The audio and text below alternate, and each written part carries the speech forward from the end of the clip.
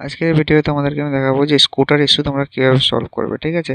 তো এখানে দেখতে পাচ্ছ স্কুটার অন করার সাথে সাথে এখানে স্কুটার ইস্যু দেখাচ্ছে, সাথে স্টার্ট করতে বলছে। তো এই প্রবলেমটা কিভাবে সলভ করবে আজকের ভিডিওতে তোমাদেরকে আমি বিস্তারিত আলোচনা করে দেখিয়ে দেবো। তো অবশ্যই ভিডিওটা শেষ পর্যন্ত দেখবে, ঠিক আছে। এখানে আমরা কি করবো, সবার প্রথমে আমরা রিসেট করে নিচ্ছি দেখানোর জন্য যে স্কুটারের কি প্রবলেমটা আছে, ঠিক আছে। তো এখানে রিসেট করে নিলাম।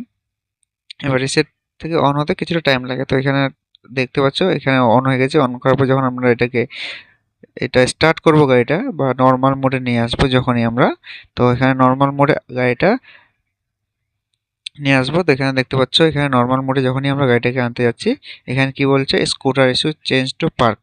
তো ঠিক আছে, এটাই হচ্ছে স্কুটারের প্রবলেম। যে ওলা প্রো মডেল, সেকেন্ড জেনের যে প্রো মডেল, তো এখানে ওলা স্কুটারের এই প্রবলেমটা দেখা দিচ্ছে, যেখানে ওলা স্কুটারের ইস্যু দেখা দিচ্ছে, ঠিক আছে। তো এখানে কি করব, আমরা সর্বপ্রথমে আগে বিএমএস কাপলার খুলে নেব, যাতে কোনো রকম শর্ট সার্কিট বা বিএমএস এর ব্যাটারিতে কোনো প্রবলেম না হয়, ঠিক আছে। তো অবশ্যই কিন্তু তোমরা প্রবলেম যেটা আসছে ওর অবশ্যই টেলিমেট্রিক বা অবশ্যই আগে তোমরা স্ক্যান করে নেবে। তো আমরা এখানে স্ক্যান করে নিয়েছিলাম, যেখানে আমাদের স্ক্যানে ধরা পড়ছিল এটা মোটর ফল্ট কোড, ঠিক আছে। তো অবশ্যই কিন্তু তোমরা অবশ্যই আগে ফল্ট কোড জেনে নেবে। ফল্ট কোড আমাদের এখানে মোটর ফল্ট কোড আসছিল, আর সাথে আমাদেরকে বলা হয়েছিল যে এখানে কোনো কানেকশন ছেঁড়া আছে, ঠিক আছে। তো আমরা সবার প্রথমে এখানে কি করব, এখানে আমরা এমসিইউ যে দুটো নাট থাকে, এমসিইউটার দুটো নাটটা খুলে আমরা এমসিইউটা এখানে বের করে নেব, ঠিক আছে। তো এমসিইউ থেকে যেহেতু মোটর কানেকশন আসে, তো আমরা এখানে সবার প্রথমে আগে এমসিইউ থেকেই চেক করব। তো এমসিইউটা আমরা এখানে খুলে নিলাম। এমসিইউ খুলে নেওয়ার পর কি করব, আমরা এমসিইউটাকে বাইরে বের করে নেব, ঠিক আছে। দেখতে পাচ্ছ আমি এটাকে এমসিইউটাকে বাইরে বের করে নিয়েছি। তো এখানে দেখতে পাচ্ছ তারগুলো অনেক টেপ করা আছে, তার মানে নিশ্চয়ই তার এর আগে ছেঁড়া ছিল, যার কারণে এখানে টেপ করে দেওয়া হয়েছে, যেটা হয়তো কোনো কারণে কার্বন জমে গেছে বা আবার ছিঁড়ে গেছে, যার কারণে প্রবলেমটা আসছে, হতে পারে। এবার মোটরের প্রবলেমও হতে পারে। তো আমরা সবার আগে ওয়্যারিং চেক করব। এটা হচ্ছে বেসিক স্টেপ ওয়ান, ঠিক আছে। তো এখানে আমরা এমসিইউতে এমনি ফিজিক্যালি চেক করে নিলাম বাইরে থেকে, যে মোটা কোনো তারে কাটা আছে বা কোনো কোথাও লিক আছে নাকি। তো আমরা এখানে সব কিছু চেক করে যখন ওকে করে নিলাম যে না, মোটা তারে কোথাও লিক নেই, তো তারপর এখানে আমরা কি করব, বাকি তারগুলো চেক করব, ঠিক আছে। তো সর্বপ্রথম এখানে আমরা এনকোডার খুলে নেব, ঠিক আছে। এনকোডার যদি লাগিয়ে রাখি তাহলে আমাদের ওয়্যারিংটা এতক্ষণ শর্ট হয়ে যাবে, যাতে চেক করার সময় একটু অসুবিধা হতে পারে। তো এখানে আমরা এনকোডার খুলে নিচ্ছি, যাতে এনকোডার তারের যদি কোনো ফল্ট থাকে তাহলে সেটাও চেক করতে পারি, ঠিক আছে। তো এখানে আমরা যে টেপগুলো করা আছে, এখানে টেপগুলো সবার প্রথমে আমরা চেক করে নেব, ঠিক আছে। এখানে টেপগুলো দেখতে পাচ্ছ, এখানে তোমরা এই যে টেপগুলো আছে, এগুলো টেপগুলো আমরা এখান থেকে সরিয়ে নেব, ঠিক আছে। যদি তোমাদের গাড়িতে এরকম ফল্ট আসে আর কোথাও ছেঁড়া বা টেপ করা না থাকে, তবুও কিন্তু পুরো ওয়্যারিংটা একবার চেক করে নেবে, ঠিক আছে। তো আমাদের এখানে আমরা এর আগেও এটা চেক করছিলাম। তো আমাদের বারবার একই ফল্ট দেখাচ্ছে। আর যখন আমরা এটাকে এটা স্ক্যান করি, যখন আমরা এরর কোড দেখলাম, তো এরর কোডে অবশ্যই আমাদেরকে বললো যে মোটর ফল্ট আসছে, ঠিক আছে। তো বেসিক্যালি মোটর তো ডাইরেক্ট হাত দেওয়া যায় না মোটরে, তো স্টেপ বাই স্টেপ যেতে হয়, প্রতিটা প্রসেস থাকে একটা, সেই প্রসেস অনুযায়ী আমরা স্টেপ বাই স্টেপ যাব। যদি আমরা এদিকে কোনো ফল্ট না পাই, তাহলে তারপরে আমরা সেটা মোটরের ফল্ট হিসাবে বিবেচনা করব, ঠিক আছে। তো অবশ্যই কিন্তু তোমরা কোথাও করার আগে অবশ্যই স্ক্যান করে নেবে। স্ক্যান করে ফল্ট কোড কিন্তু বের করে নেবে, ঠিক আছে। যেটা ফল্ট কোড আছে সেই ফল্ট কোডটা বের করে নেবে। বের করে নেওয়ার পরেই তোমরা সিকিউর হবে যে হ্যাঁ, এটা প্রবলেম আসছে, তাহলে আমাকে এখান থেকে এটা করতে হবে, ঠিক আছে। যদি তোমরা না পারো তো অবশ্যই তোমরা টেকনিশিয়ানের হেল্প নেবে।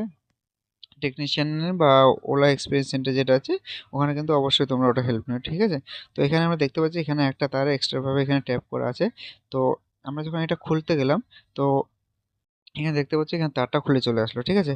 তো আমরা একটা ফল্ট পেয়ে গেলাম যে না, তারটা ছেঁড়া আছে। তার সাথে আমরা এটাও দেখলাম যে তারটা ছেঁড়া, যে তারটা আছে এই তারটাতে অনেকটা কার্বন জমে আছে, মানে সবুজ কালারের হয়ে গেছে। যেটা তোমার তারটা যেটা থাকে, তারটা সাদা তারটা বা থাকে, বা তোমার ব্রোঞ্জ কালারের যে তারটা থাকে, ব্রোঞ্জের তারটা, সেটা তোমার একদম পুরো সবুজ কালার হয়ে গেছে, মানে ওটাতে কার্বন জমে গেছে, ঠিক আছে। তো ওখান থেকেও প্রবলেম হতে পারে, বা আরও কোথাও হয়তো প্রবলেম হতে পারে, এই জন্য আমরা চেক করে নেব। তো একটা ফল্ট বের করার পরে তোমরা থেমে থাকবে না কিন্তু, ঠিক আছে। হয়তো আরও অন্য কোথাও কাটা থাকতে পারে, তো সেটা অবশ্যই তোমরা আগে সিকিউর হয়ে নেবে। ওটা সিকিউর হওয়ার পরেই তোমরা এটা জুড়ে দিয়ে বা পরবর্তী স্টেপে তোমরা এগোতে পারবে, ঠিক আছে। তোমরা এটা চেক করে নিচ্ছি এখানে আরও যে কোথাও ছেঁড়া আছে কিনা, ঠিক আছে। যদি ছেঁড়া না পাই, তারপরে আমরা এটাকে আবার রিজয়েন করে একবার স্টার্ট করে দেখবো, ঠিক আছে?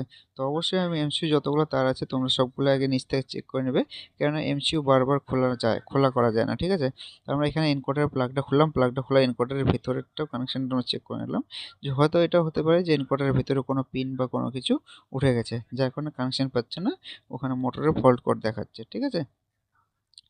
তো ওখানে আমি কোনো ফল্ট পেলাম না, ফল্ট না পেয়ে আমরা এখানে আবার যে বাকি যে ওয়্যারিংটা ছিল, যে তারটা, এই তারটা আমরা চেক করব। চেক করার পরে এখানে এতটা আমি কি করে ছেড়ে দিলাম, এই কারণে ছেড়ে দিলাম যে এর উপরে যে এটা যে টেপটা আছে, এটা টেপটা হার্ড, এর উপরে কাটাটা অত সহজ না, যদি ইঁদুর কাটে তবেই ওটা কাটা সহজ, এমনি থেকে বাইরে ছেঁড়াটা অত সহজ না, ঠিক আছে?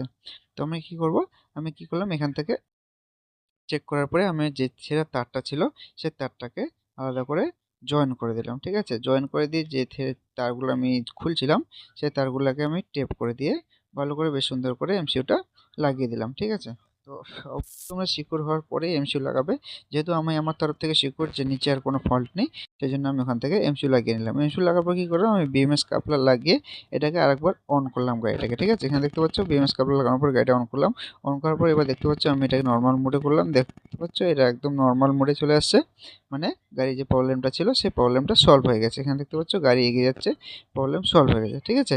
তো এরকম প্রবলেম যদি তোমরা ফেস করো বা কোনো রকম প্রবলেম ফেস করো, অবশ্যই আমাকে তোমরা জানাতে পারো বা ইনবক্স করতে পারো। আর এরকম ভিডিও পাওয়ার জন্য অবশ্যই চ্যানেলটা সাবস্ক্রাইব করে রাখবে, ঠিক আছে? ওলা বা অন্যান্য ইলেকট্রিক সম্পর্কে জানার জন্য অবশ্যই চ্যানেলটা সাবস্ক্রাইব করে রাখবে।